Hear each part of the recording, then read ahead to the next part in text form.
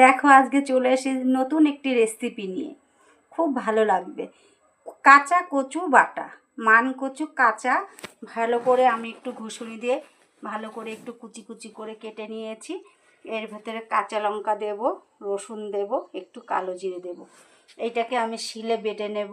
যাদের শিল আছে শিলে বাটবে, যাদের মিক্সচার আছে মিক্সারে একটু ফ্রাই করে নেবে, ভালো লাগবে। দেখো কিভাবে রেসিপিটা আমি বানাচ্ছি, খুব টেস্টি খাবার। দেখো এটাকে আমি মিক্সচারে দেব। এর ভেতরে আমি ওই রসুন দিয়ে দেব, কাঁচা লঙ্কা দিয়ে দেব। দেখো আমি একটু সুন্দর করে বেটে নিয়েছি মিক্সচারে। এবার দেখো এটা আমি কি করে রান্না করছি। দেখো কড়াইয়ে একটু তেল দিয়ে দেব। এটাকে বলে কাঁচা কচু বাটা। কাঁচা কচু বেটেছি, এর মধ্যে একটু কালো জিরে ফোড়ন দিয়ে দেব।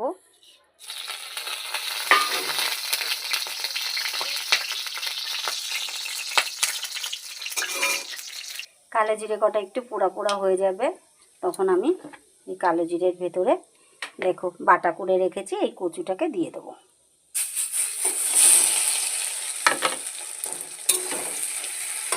গ্যাসের ওভেনটা একটু হালকা কমিয়ে দেব।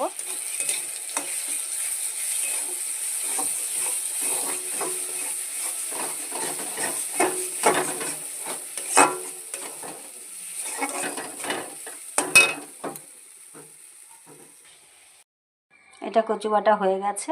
গরম গরম ভাতের সাথে খেয়ে দেখবে, খুব টেস্টি লাগবে।